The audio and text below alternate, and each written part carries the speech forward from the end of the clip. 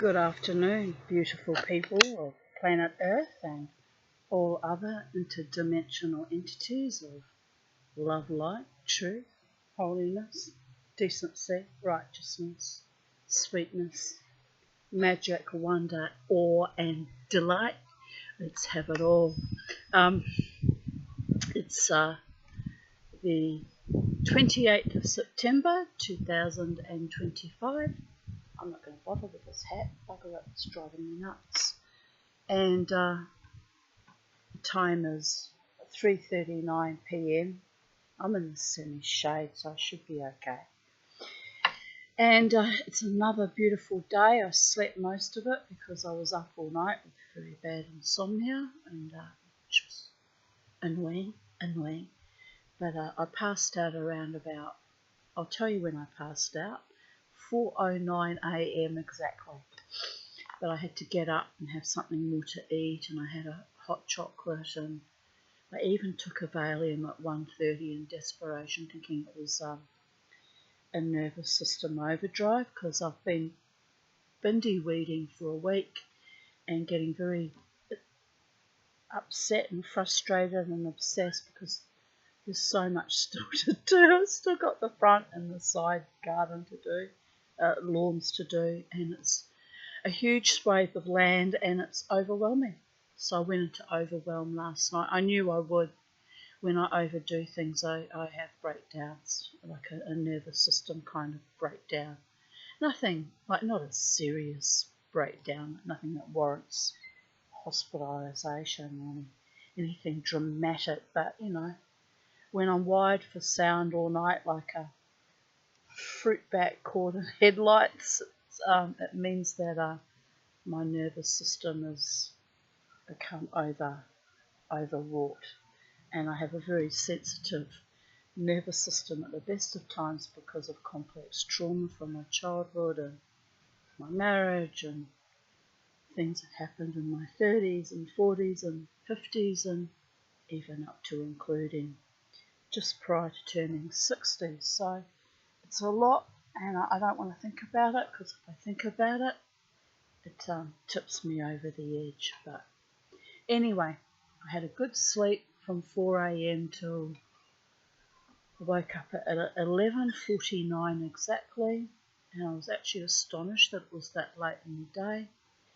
So I went and had a shower and washed my hair and put the birdie boys out.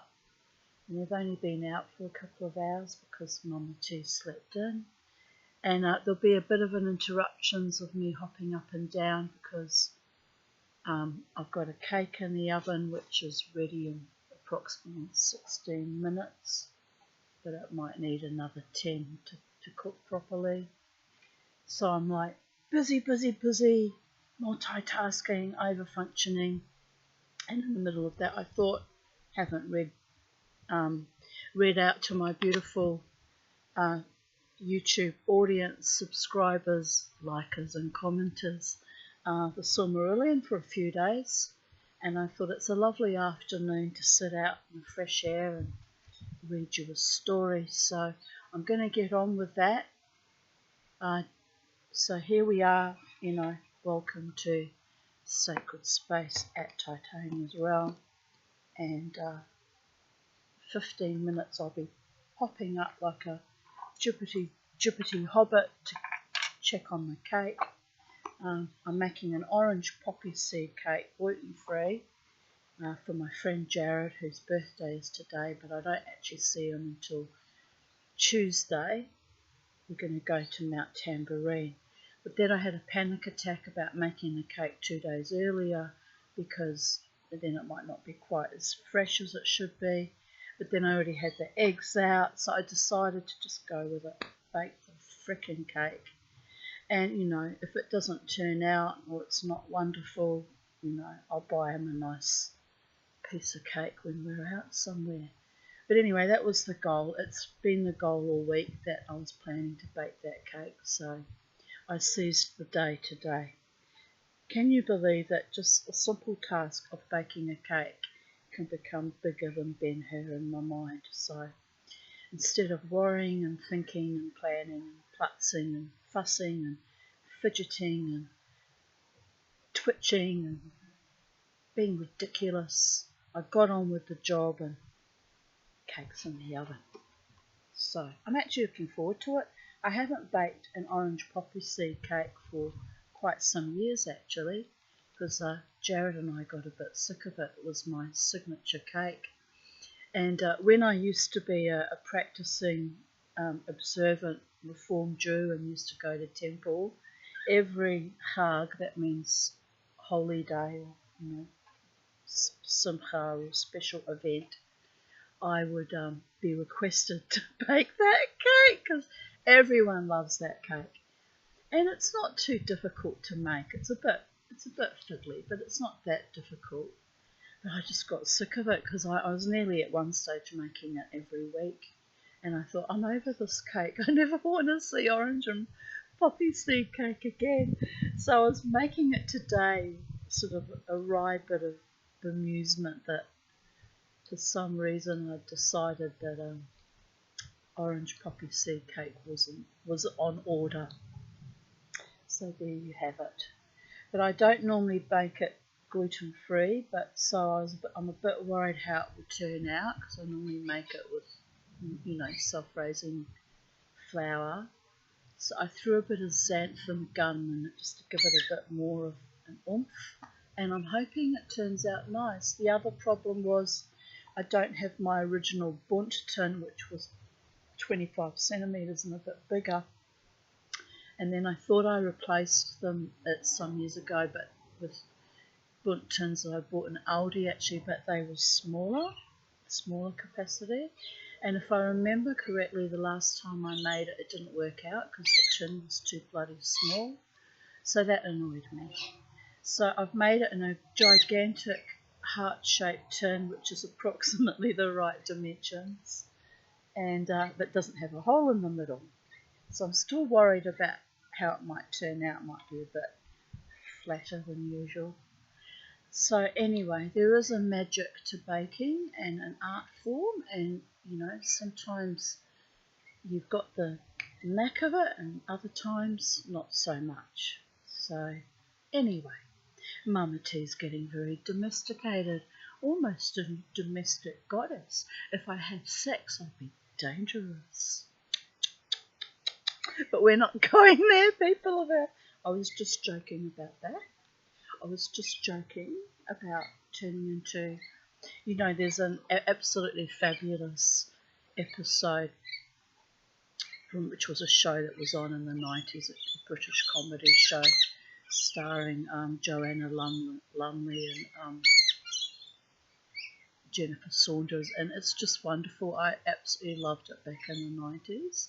I was going through my horrific divorce, and it was like every weekend that it would come on. I think it usually came on once a week on a Saturday, if I remember correctly.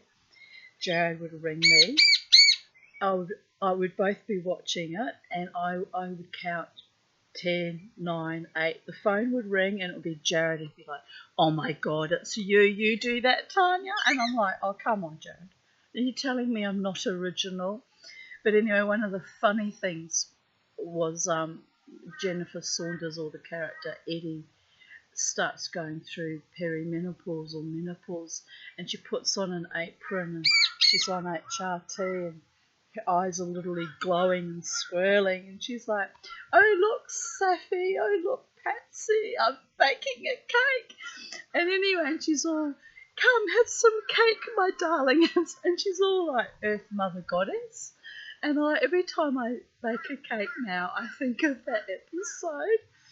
And I laugh and I laugh and I laugh because I thought it was funny back then, but I was young then. I was only 30 or 31, long before menopause kicked in with a vengeance. But anyway, it's hilarious. If you ever get to see that episode, women of Estros, who are not so much, estrophic anymore, but more catastrophic, because our eggs are fried because of menopause, you understand. Watch that show. It's just wonderful. They're bringing it up every now and then, snippets of it on, it comes up on Facebook and Instagram, and just little, bit parts that are just delightful. But honestly, I should buy the DVD of the original Ab Fab, because they were bloody brilliant. They were just so quirky and mad, but brilliant. Anyway, on that note, I just about have to check on my cake in 8 minutes and 56 seconds. Right, we're going to carry on. We're going to be interrupting myself, which is irritating, I know, but think of all the fun segues you get in between. Sometimes it's all a bit outrageous and quirky and weird. So we're up to chapter 17. Are we really? I thought, oh yes, we are indeed up to chapter 17. Right, it's because I've missed a few days that I feel a bit lost. We're just under halfway through the book, not that it's always to the end or anything. And let us begin.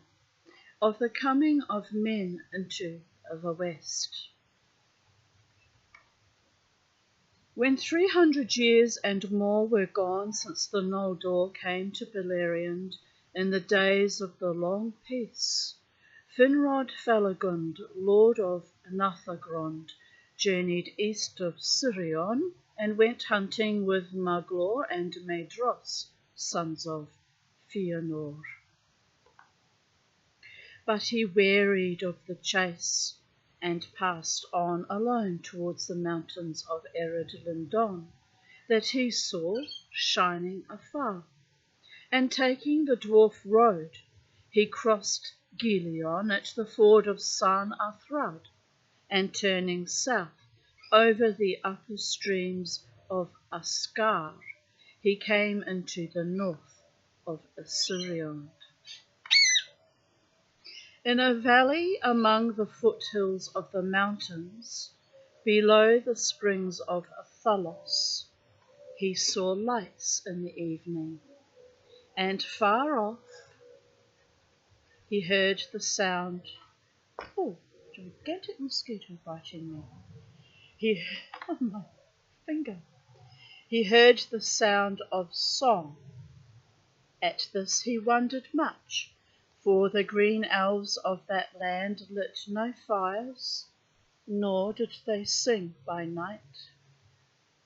At first he feared that a raid of orcs had passed the leaguer of the north, but as he drew near, he perceived that it was not so, for the singers used a tongue that he had not heard before, neither that of dwarves nor of orcs.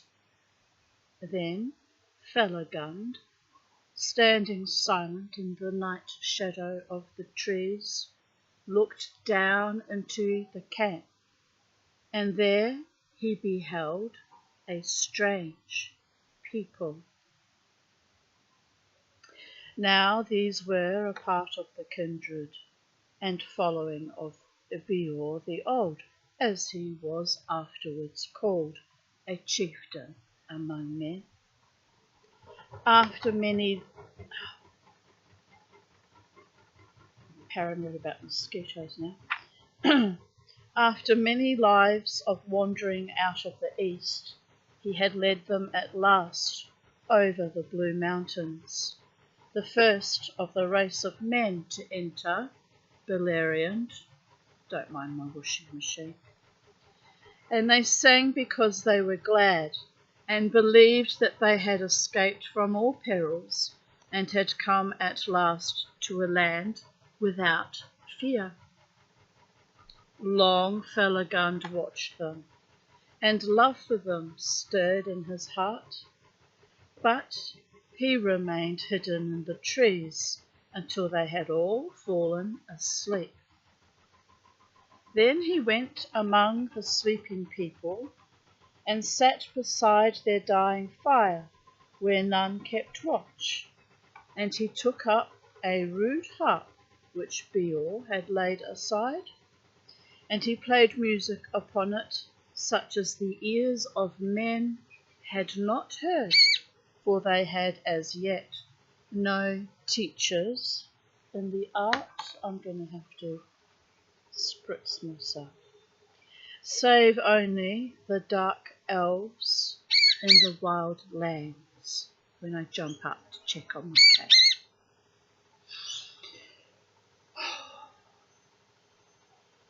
Now men awoke and listened to Felagund as he harped and sang, and each thought that he was in some fair dream, until he saw that his fellows were awake also beside him.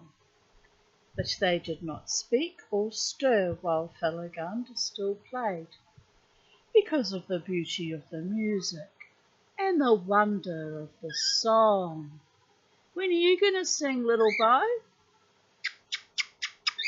Little Kermie? He was singing this morning a beautiful song. Then I fell back asleep. Aren't you good boys? Yes, you are. You're my good boys.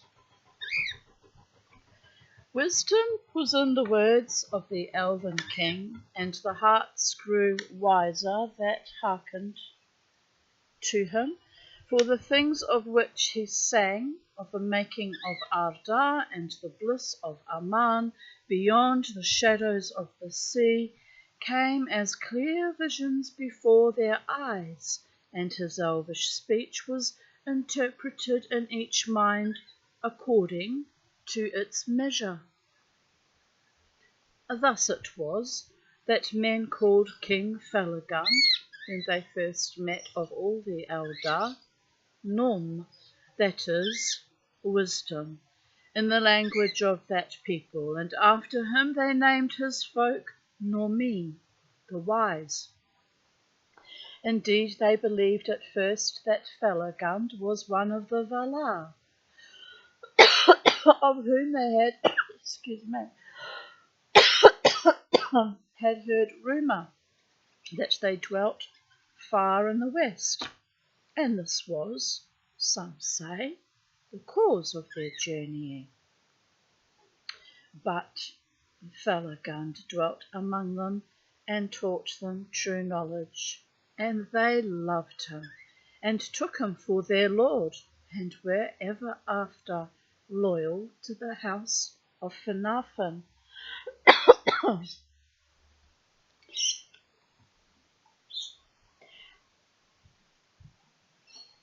Now the Eldar were beyond all other people skilled in tongues, and Felagund discovered also that he could read in the minds of men such thoughts as they wished to reveal in speech, so that their words were easily interpreted.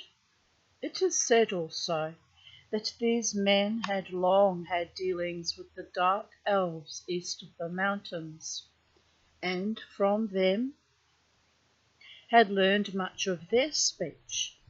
And since all the languages of the Quendi were of one origin, the language of Beor and his folk resembled the elven tongue in many words and devices. It was not long, therefore, before Felagund could hold converse with Beor, and while he dwelt with him, they spoke much together. But when he questioned him concerning the arising of men and their journeys, Beor would say little, and indeed he knew little, for the fathers of his people had told few tales of their past, and a silence had fallen upon their memory. A darkness lies behind us, Beor said, and we have turned our backs upon it, and we do not desire to return thither, even in thought. Westwards our hearts have been turned, and we believe that there we shall find light. Right, on that note, I'm just going to jump up and check on my cake. So I'll leave you with a wonderful view, turn us around, of the birdie boys. You can watch them. Can you see them? Don't think you can see them. You can watch them strutting their stuff while I go and get my cake. Right, Birdie boys, do something wildly exciting for the people of Earth.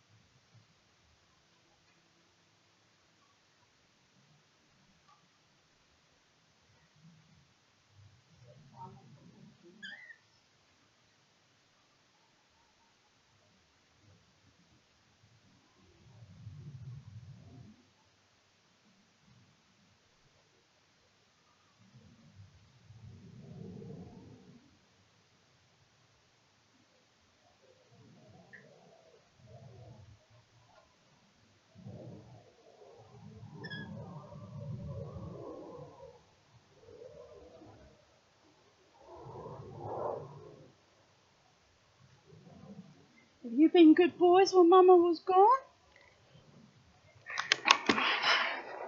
Here we go. Have you been good humans, people of Earth, while I was gone? So I've set the timer again for 30 minutes because it's got to cool in the tin for that long. So I'll be jumping up again shortly, but we've got half an hour. It's no big deal, I don't think. Right, where were we? The pages flipped over while I was gone. How very annoying was that?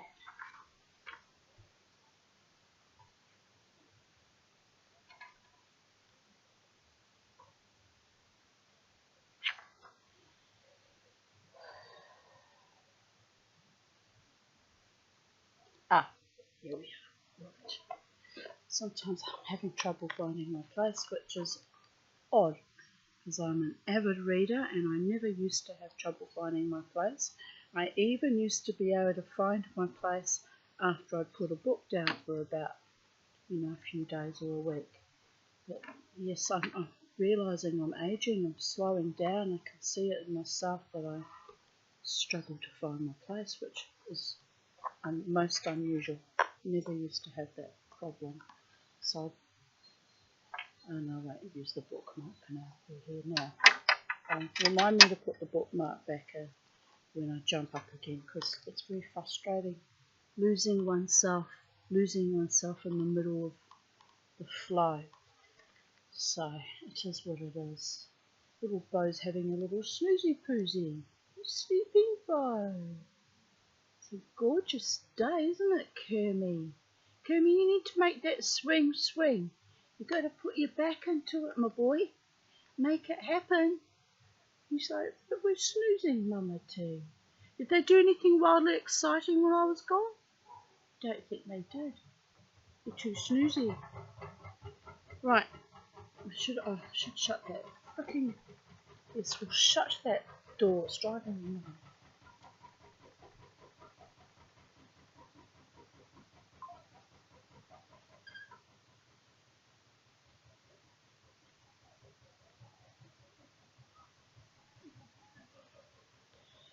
Right. Let us continue with the story. So we were interrupted when Beale said that the darkness lies behind them and they've turned their back on it. They don't desire to return even in thought. Westwards our hearts have been turned, and we believe that there we shall find light. Moving forward and moving on, people of Earth, and letting go of the past traumas and atrophies and ghastly fucking horrors is a very wise thing indeed. Not always quite that simple when your emotions are a constant turmoil, but there's a skill and an art form in that too, just like baking a cake. Anyway, let us continue, my beloved ones. But it was said afterwards among the Eldar that when men awoke in Heldorian at the rising of the sun, the spies of Morgoth were watchful, and tidings were soon brought to him. And this seemed to him so great a matter that secretly under shadow he himself departed from Angband and went forth into Middle-earth, leaving to Sauron the command of the war. Of his dealings with men, the Eldor indeed knew nothing at that time, and learnt but little afterwards, but that a darkness lay upon the hearts of men, as the shadow of the kin-slaying, and the doom of Mandos lay upon the Noldor. They perceived clearly, even in the people of the Elf-friends, whom they first knew. To corrupt or destroy whatsoever arose new and fair was ever the chief desire of Morgoth, and doubtless he had this purpose also in his errand, by fear and lies to make men the foes of the Eldar, and bring them up out of the east against Beleriand. But this design was slow to ripen, and was never wholly achieved. For men, it is said, were at first very few in number, whereas Morgoth grew afraid of the growing power and union of the Eldar, and came back to Angband, leaving behind at that time but few servants, and those of less might and cunning. Now Felagund learned from Beor that there were many other men of like mind, who were also journeying westward. Others of my own kin have crossed the mountains, he said, and they are wandering not far away. And the Haladin, a people from whom we are sundered in speech, are still in the valleys on the eastern slopes, awaiting tidings before they venture further. There are yet other men whose tongue is more like to ours, with whom we have had dealings at times. They were before us on the westward march, but we passed them. For they are a numerous people, and yet keep together and move slowly, being all ruled by one chieftain, whom they call Marach.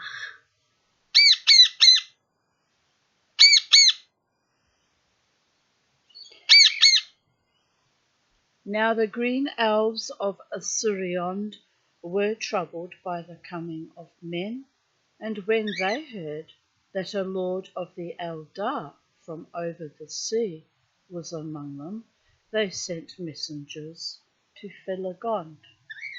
Lord, they said, if you have power over these newcomers, bid them return by the ways that they came, or else to go forward. For we desire no strangers in this land to break the peace in which we live. And these folk are hewers of trees and hunters of beasts. Therefore we are their unfriends, and if they will not depart, we shall afflict them in all ways that we can. Then by the advice of Felagund, Beor gathered all the wandering families and kindreds of his people, and they removed over Gilion and took up their abode in the lands of Amrod and Amras, upon the east banks of the Kilon, south of Nan Elmoth, near to the borders of Dariath. And the name of that land thereafter was Estolad, the encampment. But when, after a year had passed, Felagund wished to return to his own country, Beor begged leave to come with him, and he remained in the service of the king of Nargothrond while his life lasted. In this way he got his name Beor, whereas his name before had been Balan. For Beor signified a vassal in the tongue of his people. The rule of his folk he committed to Baran, his elder son, and he did not return again to Estolad. Soon after the departure of Felagund, the other men of whom Beor had spoken came also into Beleriand. First came the Haladim, but, meeting the unfriendship of the Green Elves, they turned north and dwelt in Thargelion, in the country of Caranthir, son of Fionor. There for a time they had peace, and the people of Caranthir paid little heed to them. In the next year Marach led his people over the mountains, and they were a tall and warlike folk, marching in ordered companies, and the elves of Osiriand hid themselves and did not waylay them. But Marach, hearing that the people of Beor were dwelling in a green and fertile land, came down the dwarf road and settled in the country south and east of the dwellings of Baran, son of Beor. And there was great friendship between those peoples. Felagund himself often returned to visit men and many other elves out of the west lands. Both Noldor and Sindar journeyed to Estolad, being eager to see the Edain, whose coming had long been foretold. Now Atani, the second people, was the name given to men in Valinor in the lore that told of their coming. But in the speech of Beleriand, that name became Edain, and it was there used only of the three kindreds of the elf friends. The lorikeets are here. The lorikeets are here, boys. Yes. Fingolfin, as king of all the Noldor, sent messengers of welcome to them, and then many young and eager men of the Edain went away and took service with the kings and lords of the Eldar. Among them was Malach, son of Marach, and he dwelt in Hithlam for 14 years, and he learned the Elven tongue and was given the name of Aradan. The Edain did not long dwell content in Estolad, for many still desired to go westward, but they did not know the way.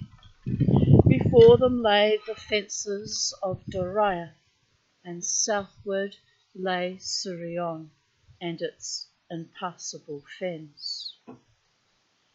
Therefore the kings of the three houses of the Noldor, seeing hope of strength in the sons of men, sent word that any of the Edain that wished might remove and come to dwell among their people. In this way the migration of the Edain began, at first little by little, but later in families and kindreds. They arose and left Estolad, until after some 50 years many thousands had entered the lands of the kings. Most of these, good boy, Kenny. Most of these took the long road northwards until the ways became well known to them.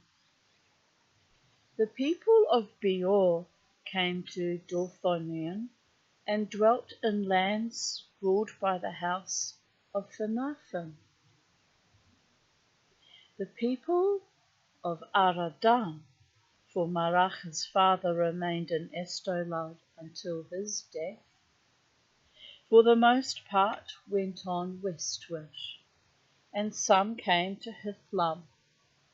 But Magor, son of Aradan, and many of the people passed down Sirion into Beleriand, and dwelt a while in the vales of the southern slopes of Ered Wethrin. It is said that in all these matters none save Finrod Felagund took counsel with King Thingol, and he was ill pleased, both for that reason and because he was troubled by dreams concerning the coming of men, ere ever the first tidings of them were heard.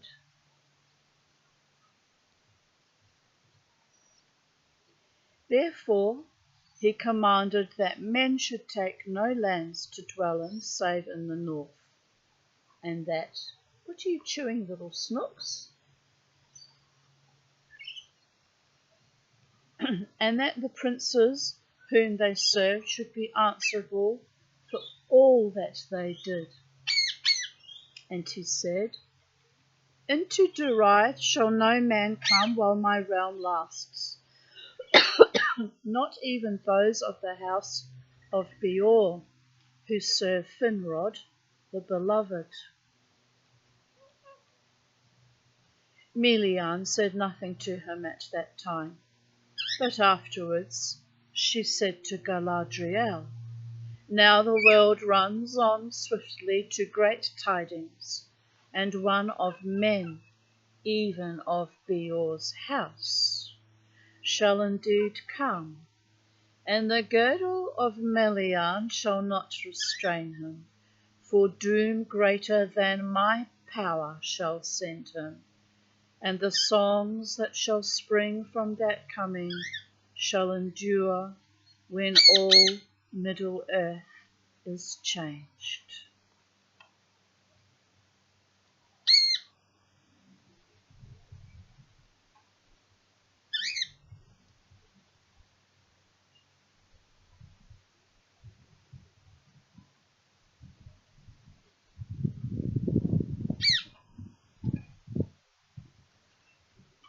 What you doing, cheeky boy? You being a cheeky boy. And eat your vegetables and your fruit. Good boy. But many men remained in Estolad, and there was still a mingled people living there long years later, until in the ruin of Beleriand they were overwhelmed or fled back into the east. For beside the old who deemed that their wandering days were over, there were not a few who desired to go their own ways, and they feared the Eldar and the light of their eyes. And then dissensions awoke among the Edain, in which the shadow of Morgoth may be discerned. For certain it is that he knew of the coming of men into Beleriand, and of their growing friendship with the elves. The leaders of discontent were Bereg of the house of Beor, and Amlach, one of the grandsons of Marach. And they said openly, "We took long roads, desiring to escape the perils of Middle-earth and the dark things that dwell there, for we heard that there was light in the west. But now we learn that the light is beyond the sea. Thither we cannot come, where the gods dwell in bliss, save one, for the Lord of the Dark is here before us, and the Eldar, wise but fell, who make endless war upon him. In the north he dwells, they say, and there is the pain and death from which we fled. We will not go that way." Then a council and assembly of men was called, and great numbers came together. And the elf friends answered Bereg, saying, "Truly from the Dark King come all the evils from which we fled, but he seeks dominion over all Middle-earth, and whither now shall we turn? And he will not pursue us, unless he be vanquished here, or at least held in leaguer. Only by the valour of the Eldar is he restrained, and maybe it was for this purpose, to aid them at need, that we were brought into this land." To this Bereg answered, "Let the Eldor look to it. Our lives are short enough." But there arose one who seemed to all to be Amlach, son of Imlach, speaking fell words that shook the hearts of all who heard him. "All this is but elvish lore, tales to beguile newcomers that are unwary. The sea has no shore, there is no light in the west. You have followed a full fire of the elves to the end of the world. Which of you has seen the least of the gods? Who has beheld the Dark King in the north? Those who seek dominion of Middle-earth are the Eldar.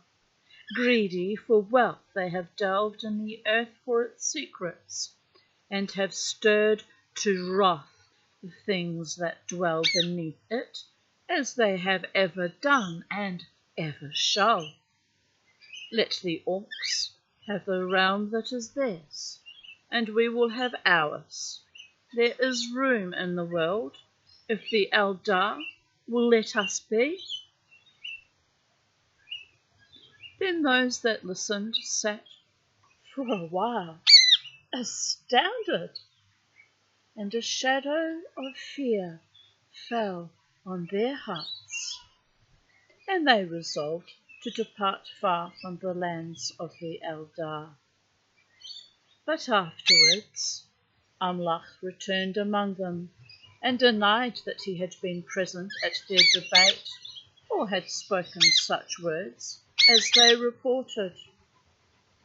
And there was doubt and bewilderment among men.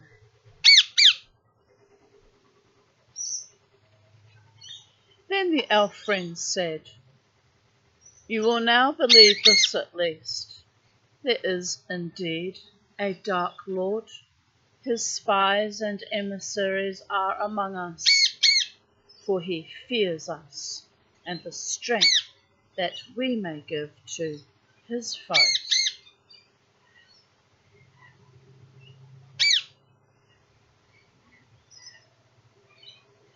But some still answered, "He hates us rather, and ever the more the longer we dwell here, meddling in his quarrel with the kings of the Eldar to no gain of ours." Many, therefore, of those that yet remained in Estolad made ready to depart, and Bereg led 1,000 of the people of Beor away southwards, and they passed out of the songs of those days. But Amlach repented, saying, "I have now a quarrel of my own with this master of lies, which will last to my life's end." And he went away north and entered the service of my dross. But those of his people who were of like mind with Bereg chose a new leader, and they went back over the mountains into Eriador and are forgotten.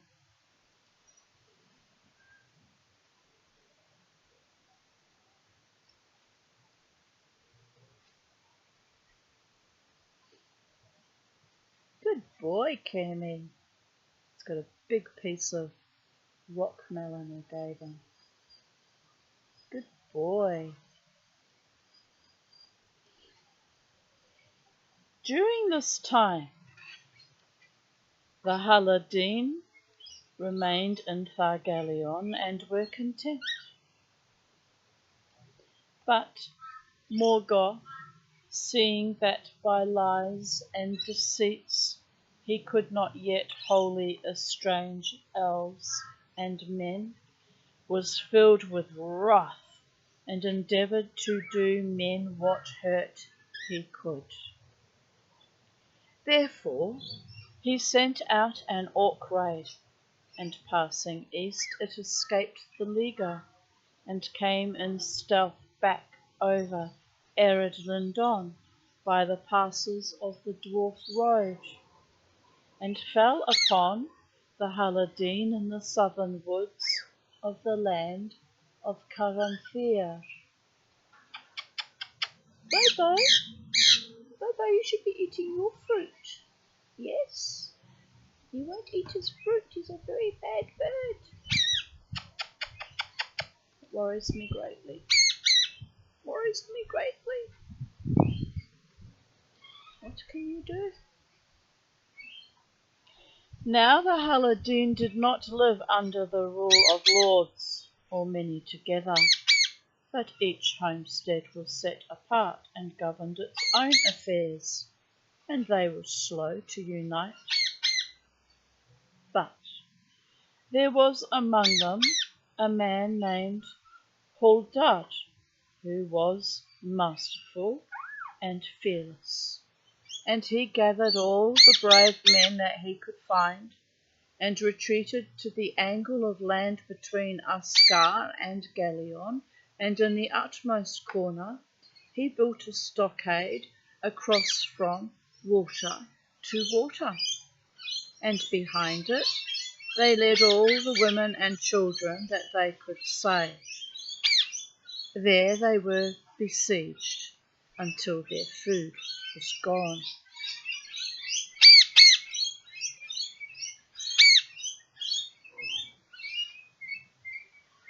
Haldad had twin children, Haleth his daughter and Haldar his son. Both were valiant in the defence, for Haleth was a woman of great heart and strength. But at last Haldad was slain in a sortie against the Orcs, and Haldar, who rushed out to save his father's body from their butchery, was hewn down beside him. Then Haleth held the people together, though they were without hope, and some cast themselves in the rivers and were drowned. But 7 days later, as the Orcs made their last assault and had already broken through the stockade, there came suddenly a music of trumpets, and Caranthir with his host came down from the north and drove the Orcs into the rivers. Then Caranthir looked kindly upon men and did Haleth a great honour, and he offered her recompense for her father and brother. And seeing, overlate, what valour there was in the Edain, he said to her, "If you will remove and dwell further north, there you shall have the friendship and protection of the Eldar, and free lands of your own." But Haleth was proud and unwilling to be guided or ruled, and most of the Haladin were of like mood. Therefore she thanked Caranthir, but answered, "My mind is now set, Lord, to leave the shadow of the mountains and go west, whither others of our kin have gone."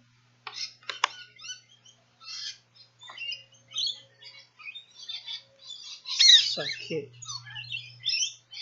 When, therefore, the Haladin had gathered all whom they could find of their folk who had fled wild into the woods before the Orcs, and had gleaned what remained of their goods in their burned homesteads, they took Haleth for their chief, and she led them at last to Estolad, and there dwelt for a time. Just gonna rush back in, and I've got to turn the cake out onto a cake rack. So this is why it's fiddly. It's just lots of mucking about with it, but it's not that bit of a drama. It's just that when you're reading a story it is. Alright, I'll be back shortly, people of Earth.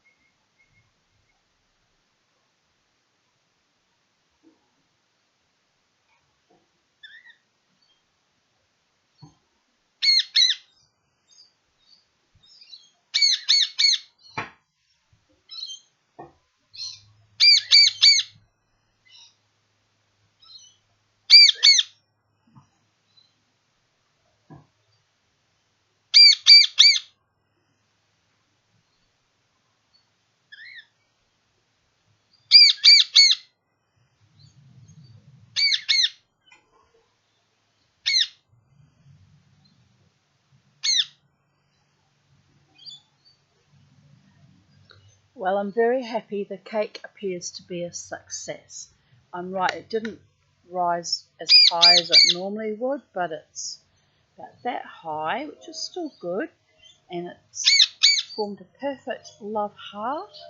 And I'm looking forward to partaking of it on Tuesday. So very excited.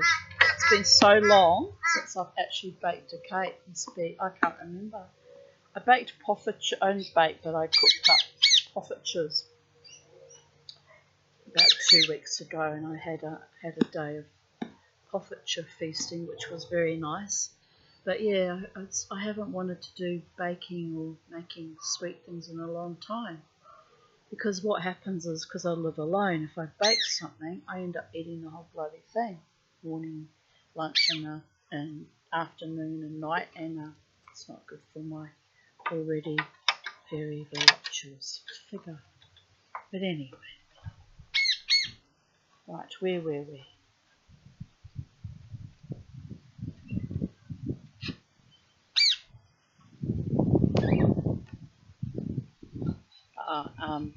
They've taken Harleth for their chief, and she's led them at last to Estolad, and there dwelt for a time. But they remained a people apart, and were ever after known to elves and men as the people of Harleth. Harleth remained their chief while her days lasted, but she did not wed, and the headship afterwards passed to Haldan, son of Haldar, her brother. Soon, however, Harleth desired to move westward again, and though most of her people were against this counsel, she led them forth once more, and they went without help or guidance of the Eldar, and passing over Kelon and Aros, they journeyed in the perilous land between the mountains of Terra and the girdle of Melian. Oh my goodness! Happy Kermie! That land was even then not yet so evil as it after became, but it was no road for mortal men to take without aid, and Harleth only brought her people through it with hardship and loss, constraining them to go forward by the strength of her will. At last they crossed over the Bruthiach, and many bitterly repented of their journey, but there was now no returning. Therefore, in new lands they went back to their old life as best they could, and they dwelt in free homesteads in the woods of Talath Dirnen beyond Taiglin, and some wandered far into the realm of Nargothrond. Who are you talking to, Kenny? Are you talking? Pretty boy. But there were many who loved the lady Harleth, and wished to go whither she would, and dwell under her rule. And these she led into the forest of Brithil, between Taiglin and Sirion. Thither, in the evil days that followed, many of her scattered folk returned. Now Brithil was claimed as part of his realm by King Thingol, though it was not within the girdle of Melian, and he would have denied it to Harleth. But Felagund, who had the friendship of Thingol, hearing of all that had befallen the people of Harleth, obtained this grace for her, that she should dwell free in Brethil, upon the condition only that her people should guard the crossings of Taiglin against all enemies of the Eldar, and allow no orcs to enter their woods. To this Haleth answered, Where are Haldad my father, and Haldar my brother? If the king of Doriath fears a friendship between Haleth and those who have devoured her kin, then the thoughts of the Eldar are strange to men. And Haleth dwelt in Brethil until she died, and her people raised a green mound over her in the heights of the forest Tur Haretha, the Lady Barrow. Hold on Arwen in the Sindarin tongue. In this way it came to pass that the Edain dwelt in the lands of the Eldar, some here, some there, some wandering, some settled in kindreds or small peoples, and the most part of them soon learned the grey elven tongue, both as a common speech among themselves, and because many were eager to learn the lore of the elves. But after a time, the elf kings, seeing that it was not good for elves and men to dwell mingled together without order, and that men needed lords of their own kind, set regions apart where men could live their own lives, and appointed chieftains to hold these lands freely. They were the allies of the Eldar in war, but marched under their own leaders. Yet many of the Edain had delight in the friendship of the elves, and dwelt among them for so long as they had leave, and the young men often took service for a time in the hosts of the kings. Now Hador Lorindol, king of Hathor, son of Magor, son of Malach Aradan, entered the household of Fingolfin in his youth, and was loved by the king.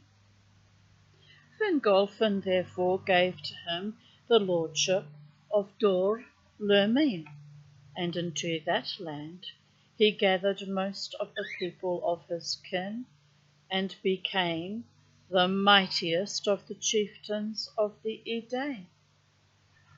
In his house only the elven tongue was spoken, but their own speech was not forgotten, and from it came the common tongue of Numenor.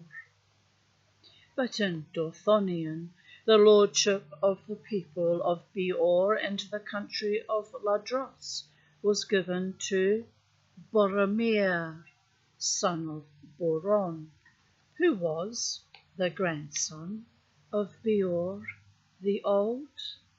Boromir, you will remember, if you have read or seen the movie, from Lord of the Rings, a great hero of the elves. The sons of Hador were Galdor and Gundor, and the sons of Galdor were Hurin and Huor, and the son of Hurin was Turin, the bane of Glaurung, and the son of Huor was Tuhor, father of Earendil the Blessed, or blessed, I would say, blessed. The son of Boromir was Bregor, whose sons were Bregolas and Barahir, and the sons of Bregolas were Baragund and Balagund.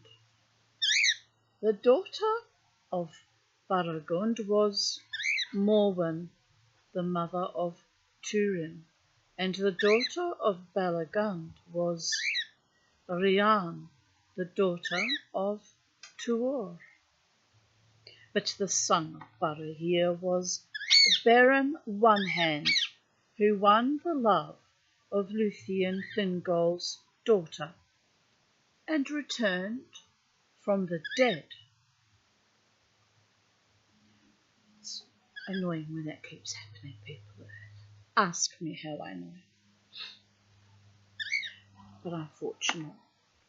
I still have both my hands, although they're very sore and arthritic lately, especially after all the weeding. And from them came Elwing, the wife of Eärendil, and all the kings of Númenor after. All these were caught in the net of the doom of the Noldor, and they did great deeds which the Eldar remember still among the histories of the kings of old. And in those days the strength of men was added to the power of the Noldor, and their hope was high, and Morgoth was straitly enclosed, for the people of Hador, being hardy to endure cold and long wandering, feared not at times to go far into the north, and there keep watch upon the movements of the enemy. The men of the three houses throve and multiplied, but greatest among them was the house of Hador Goldenhead, peer of elven lords. His people were of great strength and stature, ready in mind, bold and steadfast, quick to anger and to laughter, mighty among the children of Ilúvatar in the youth of mankind. Yellow-haired they were for the most part, and blue-eyed, but not so was Turin, whose mother was Morwen of the house of Beor. The men of that house were dark and brown of hair, with grey eyes, and of all men they were most like to the Noldor, and most loved by them, for they were eager of mind, cunning-handed, swift in understanding, long in memory, and they were moved sooner to pity than to laughter. Like to them were the woodland folk of Haleth, but they were of lesser stature and less eager for lore. They used few words, and did not love great concourse of men, and many among them delighted in solitude, wandering free in the green woods, while the wonder of the lands of the Eldar was new upon them. But in the realms of the west their time was brief, and their days unhappy.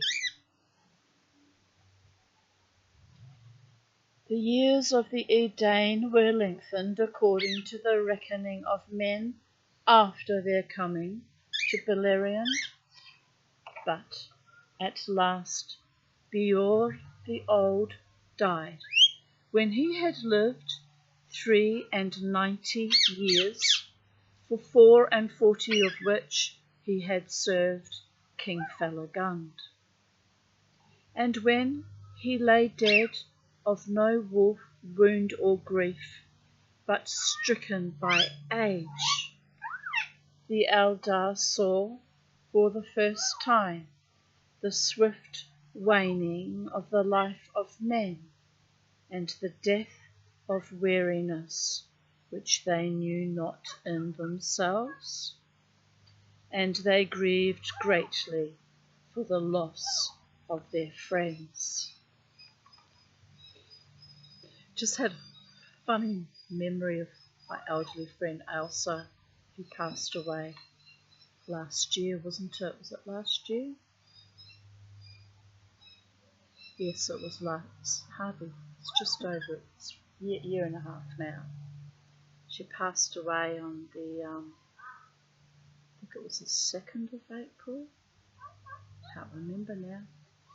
I attended her funeral on the 11th of April, which was the day before my birthday. But anyway, I just had a funny memory of her, 94, and funny things she would come out with during my friendship with her. I won't share it with you because it's a bit risque, quite frankly. But anyway, funny things that the elderly come out with. Just made me chuckle. To you, Elsa Lawrence, wherever you are, my darling, blessed be.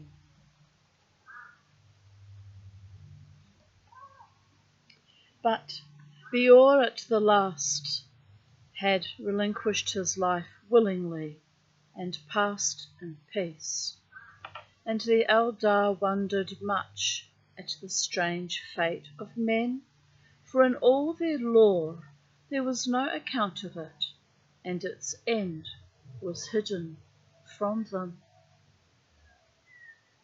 Now, isn't that interesting? The elves do not foresee our end.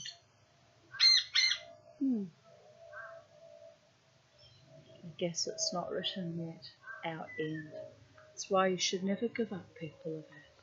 You should never let the doomsayers and the glooms and the apocalyptic soul suckers and the death eaters and the dementors grind you down. And sometimes I'm guilty of that too, buying into other people's evil and negativity. And I have to shuck it off and come out like a chrysalis, a fresh and renewed butterfly each time, flying free, glorious and triumphant. Crow flying past just then, with twigs in his beak for his nest for his babies. See? No matter what, no matter who, no matter where, you must always build your nest for your babies and co-create with the gods some kind of future. Never cede, never quit, never yield, people of Earth.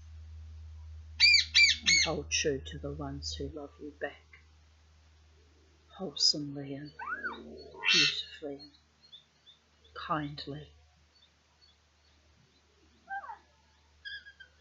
Nonetheless, the Edain of old learned swiftly of the Eldar and all such art and knowledge as they could receive, and their sons increased in wisdom and skill, until they far surpassed all others of mankind, who dwelt still east of the mountains, and had not seen the Eldar, nor looked upon the faces that had beheld the light of Valinor. And thus concludes chapter 17. Hope you enjoyed that as much as I did. I'm tired now, had a bit of a busy afternoon. I'm waking up, I've been go. I need to bring the birdies back inside, all their accoutrements back inside, with food bowls and stuff. They're really happy, you should see them. Kearney's eating. Bo's, what are you doing, Bo? Contemplating life. And honestly, it's another glorious day, and I'm very grateful and blessed. So, bye for now, people of Earth, wherever you are. Remain free, remain wild, remain joyous in your realm. And here at Titania's realm, we shall be doing the same. Love to you all. Bye for now.